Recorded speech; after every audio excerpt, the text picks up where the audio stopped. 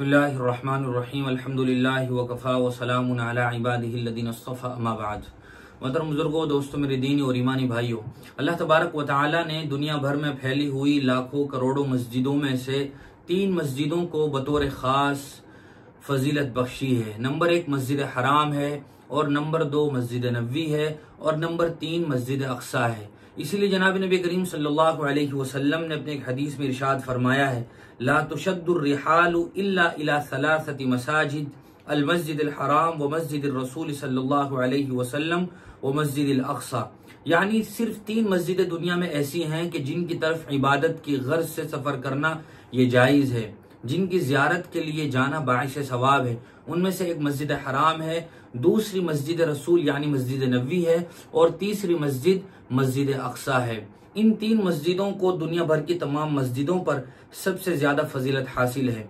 जनाब नबी करीम सल्लल्लाहु अलैहि वसल्लम जब मेराज के लिए तशरीफ ले गए थे और आपने मस्जिद हराम से उड़ान भरी थी, तो आपका सबसे पहला पड़ाव वो मस्जिद अक्सा में हुआ था। फलस्तीन की सरजमीन पर मस्जिद अक्सा वाक़ है, जहां नबी करीम सल्लल्लाहु अलैहि वसल्लम ने तमाम तर अम्बिया अलैहिमुस्सलातु वस्सलाम की इमामत फरमाई थी। अम्बिया अलैहिमुस्सलातु वस्सलाम इस रुए जमीन पर सबसे ज्यादा मुकद्दस जमात है। हुज़ूर अकरम सल्लल्लाहु अलैहि वसल्लम ज़ियारत के लिए अल्लाह के पास तशरीफ ले गए, और जब आप वापस तशरीफ लाए थे तो आपको नमाज का बहुत ही खूबसूरत और अजीम तोहफा दिया गया था। आप सफर से आने के बाद 16 या 17 महीने तक मस्जिद अक्सा की तरफ रुख करके नमाज पढ़ते रहे। फिर 17 महीनों के बाद आपका रुख आपकी चाहत के मुताबिक मस्जिद हराम की तरफ कर दिया गया। आज भी मदीना में मस्जिद क़िबलतैन है, जहां ये वाक़या पेश आया था कि हुज़ूर अकरम सल्लल्लाहु अलैहि वसल्लम मस्जिद अक्सा की तरफ रुख करके नमाज पढ़ रहे थे, और आपको नमाजी के दौरान हुक्म दिया गया, फवल्ली वजहक शत्रल मस्जिदिल हराम, कि आप मस्जिद हराम की तरफ रुख कर लो। गोया मुसलमानों का सबसे पहला किबला वो मस्जिद अक्सा है। मस्जिद अक्सा वो मुकद्दस मस्जिद है कि जो रुए जमीन पर दूसरी मस्जिद है।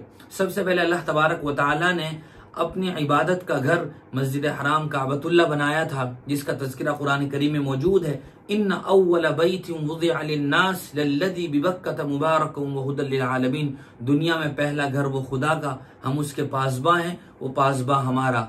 हजरत अबू ज़र ग़िफ़ारी रज़ी अल्लाह तआला अन्हु फरमाते हैं कि मैंने जनाब नबी करीम सल्लल्लाहु अलैहि वसल्लम से पूछा कि सबसे पहले मस्जिद कौन सी है, तो आपने फरमाया काबतुल्लाह है, मस्जिद हराम है।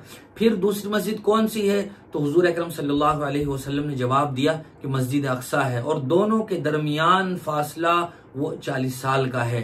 फिर हुजूर अकरम सल्लल्लाहु अलैहि वसल्लम ने अबू ज़र से फरमाया कि फिर जहां जगह मिले वहां नमाज पढ़ लो। गोया इस उम्मत की ये खुसूसियत है कि पूरी दुनिया में पाक जमीन पर जहां नमाज पढ़ी जाए, बहरहाल नमाज अदा हो जाती है। मस्जिद अक्सा को शरीयत इस्लामिया में बहुत बड़ा अजीम मकाम हासिल है और तक़द्दुस हासिल है।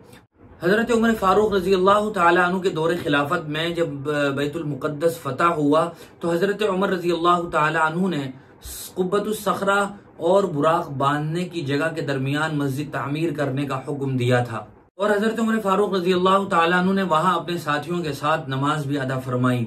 खुलासा कलाम यह है कि मस्जिद अक्सा को इस्लाम में बहुत ही अजीम और ख़ास मकाम हासिल है। अफसोस ये है कि मस्जिद अक्सा को साल साल से जिस सूरत हाल का सामना है वो भी सारी दुनिया के सामने है। मस्जिद अक्सा पर जालिमों का कब्जा दिन ब दिन बढ़ता चला जा रहा है, और उसके अतराफ में मुसलमानों की जो सूरत हाल है वो ये है कि मुसलमानों का खून वहां पानी से ज्यादा सस्ता है।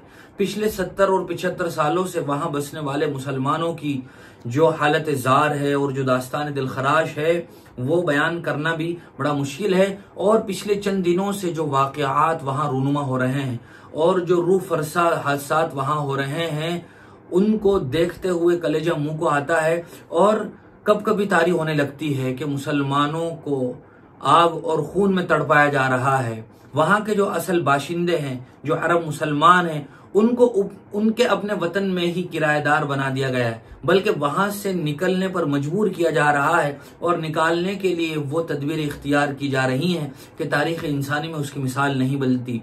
एक जमाना था कि जो लोग वहां आज काबिज हैं वो भीख मांगते हुए आए थे और कहा था कि हम सारी दुनिया से मायूस हो चुके हैं, आप ही हमें जगह दे दो। यानी यहूदी वो नाजी जर्मनी से और हिटलर से परेशान होकर दुनिया में भटक रहे थे और कोई पुरसान हाल नहीं था, उनको कोई ठिकाना देने के लिए तैयार नहीं था।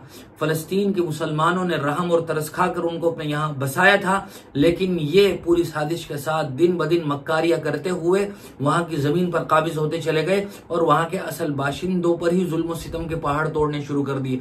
वहां से उनको निकालते रहे और नतीजा वो है जो फिलहाल आपके सामने है कि वहां बहुत ही कम तादाद में मुसलमान रह गए हैं, जिनको निकालने की पूरी मंसूबाबंद साजिश दुनिया के उन लोगों की तरफ से की जा रही है जो अपने आप को अमन और इंसाफ का पैगंबर कहते हैं, जो अपने आप को ह्यूमन राइट्स का चैंपियन कहते हैं, जो सारी दुनिया को अपने इशारों पर नचाते हैं। उनकी तरफ से नंगा नाच जारी है कि वहां मुसलमानों को वो निकालने पर बिल्कुल आमादा और तैयार बैठे हैं। जो वीडियोज और जो फोटोज वहां से आ रहे हैं, कोई भी हसास तबीयत रखने वाला ऐसा आदमी नहीं हो सकता जो उनको देखकर रंजीदा ना हो। पिछले 17 और 18 दिनों में वहां मजलूम फलस्तीनियों के तकरीबन 5000 से ज्यादा लोग शहीद हो गए, जिनमें 2000 के करीब बच्चे भी हैं, 1500 के करीब वो खवातीन भी हैं जिनका इस जंग से कोई ताल्लुक नहीं, जो बिल्कुल मासूम है। और इंटरनेशनल लॉ और बैनुल अक़वामी कानून के लिहाज से किसी भी जगह बच्चों को और औरतों को छेड़ना और उन पर जुल्म करना, उन पर मिसाइल बरसाना, उनको बंदूक की गोलियों से खत्म कर देना, ये किसी कानून में जायज नहीं होता। लेकिन जालिम इजराइल उन्हीं निहत्ते मासूम बच्चों को और औरतों को अपनी गोलियों का निशाना बना रहा है, उन पर बम बरसा रहा है जो पहले ही खानों बर्बाद हो चुके हैं।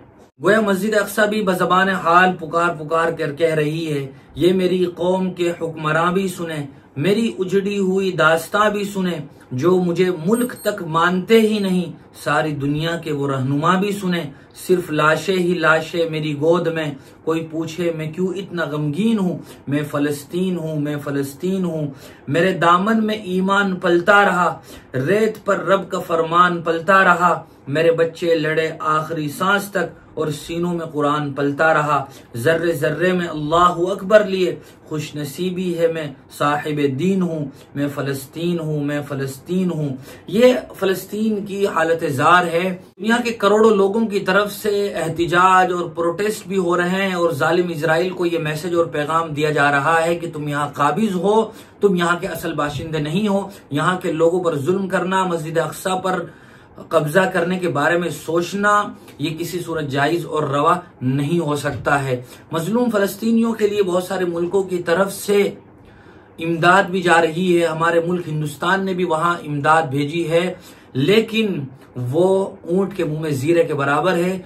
जिस लिहाज से वहां नुकसान हुआ है उसकी भरपाई अगले चंद सालों में भी नजर नहीं आ रही है। बहुत सारे अस्पतालों को खत्म कर दिया गया, स्कूलों को बमों से उड़ा दिया गया, हजारों घर जमी बोस हो गए, बुलंदो बाला इमारतें वो लम्हे भर में बिल्कुल खत्म हो गई हैं। ये वो वहां की दास्तान है जो इस वक्त वीडियोस में भी नजर आ रही है। हम यहाँ रहते हुए मस्जिद अक्सा के लिए कुछ नहीं कर सकते, तो कम से कम इतना जरूर कर सकते हैं कि हम मजलूम फलस्तीनियों के लिए दुआ करें, वहां के लोगों को अपनी दुआओं में याद रखें। अद्दुआ सिलाहुल मुमिन, दुआ मोमिन का हथियार है। दुआ के जरिए से तदबीरें नाकाम हो जाती हैं, दुआ के नतीजे में अल्लाह ताला तकदीर को पलट देता है। दुआ मोमिन का सबसे बड़ा हथियार है जो हर जगह रहते हुए हर हाल में की जा सकती है।